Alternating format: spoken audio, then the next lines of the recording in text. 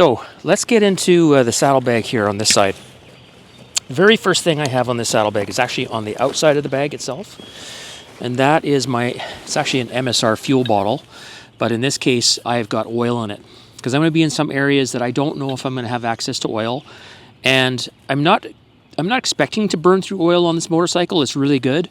But I would rather have it than not have it, just in case.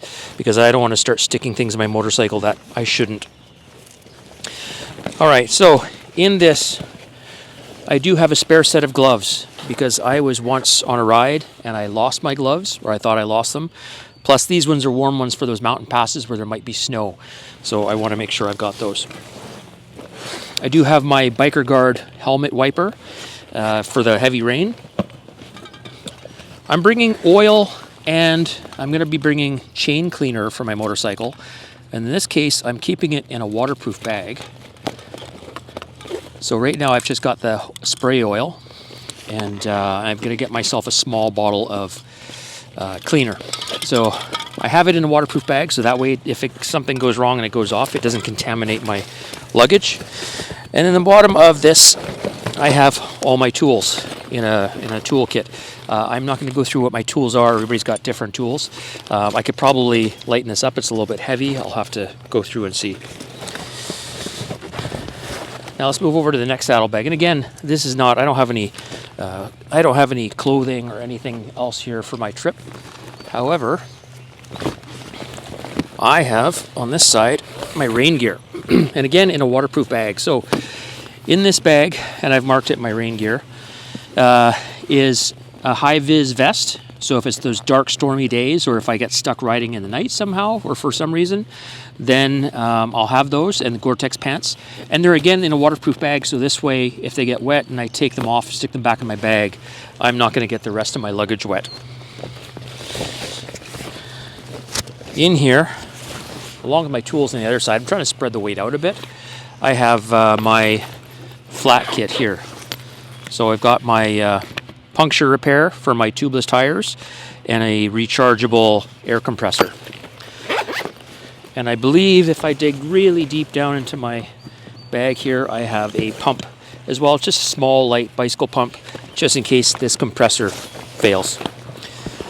And because I mentioned I'm going to be going through those varied weather conditions, I also have a mesh jacket. This mesh jacket fits really small. I've taken the armor out of it. And this is, again, for those arid conditions where my Badlands Pro jacket is not going to be appropriate. But I wanted to wear the Badlands Pro jacket for an interstate riding I'm doing and any of those high mountain passes where it's going to get cold. And I know I could probably get away with just wearing this mesh jacket and have a rain jacket over top of it. But this is what I'm going to do for now. If you have any other thoughts, I appreciate it. But that's kind of my thought. And that packs down nice and small. I am going to have another piece of luggage on the back of my motorcycle here, but I don't have it now. Another couple things I have in here is I have a ball cap if I'm stuck somewhere and I can keep the sun off my head. I've got a first aid kit. I've got a basic first aid kit just in a waterproof container. It's got everything I need, Band-Aids, all the little things, tweezers, that kind of thing. And I also have a kit for major bleeding, which includes a tourniquet, and I also carry a tourniquet in my pocket for myself. I carry spare glasses because I do have a friend that was motorcycling and he stepped on his prescription glasses, and that would kind of stink. Although these glasses I'm wearing right now are also prescription, so I guess technically I'll be taking 3 pairs of glasses, which is a bit of overkill. I have this that I got from Riding Council. And this is actually a pack of 3 emergency lights. And this is just so this way, if I'm stuck somewhere, maybe I break down or I need help, I can stick this light on my motorcycle right on the top box there, and then hopefully they'll keep me safe, especially if it's really raining, and people will hopefully notice this and not be drawn to it and actually hit my bike.